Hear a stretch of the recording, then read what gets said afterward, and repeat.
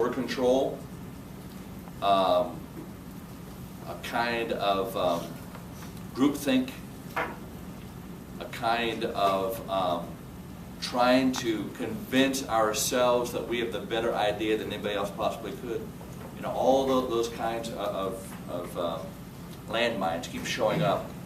And although there is the mechanical, the measurable kinds of pathways to their demise, there are also those cultural pieces that when you talk with them, you know there's much more than that.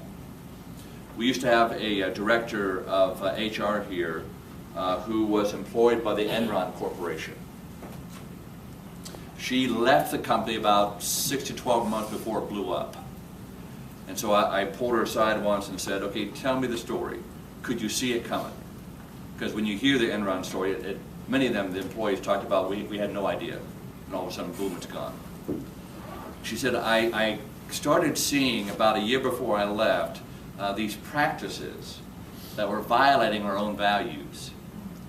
And we weren't allowed to talk about it. When I'd raise the question with my supervisor, he or she would kind of just say, just don't say anything, keep quiet about it. And I got so uncomfortable with that, between my discomfort and my call to come with my husband to seminary, I left with a sense of relief. And when the news hit, the light finally came on. What I was intuiting, what I was sensing in the culture, now finally came and went public. Right?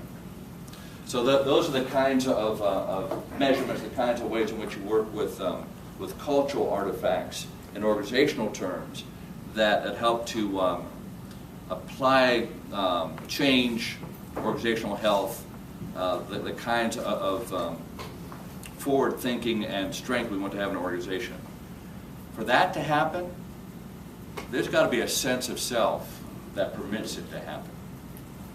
Almost always, ego is what leads to high control.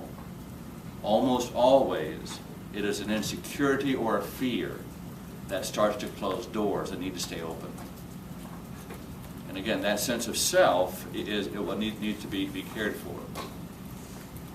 I might be called a controller, but if within my own personality, within my own style, if I can live into that in a way that is healthy and be positioned in a way where that temperament is an asset to the organization rather than a detriment to it, then there's possibilities.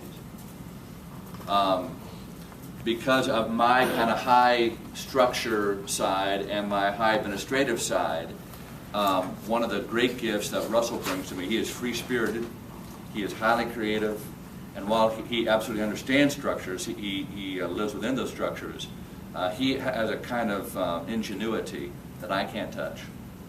And so we keep each other balanced. There'll be occasion when he'll say to me, Tumbler, you might let that one go this time.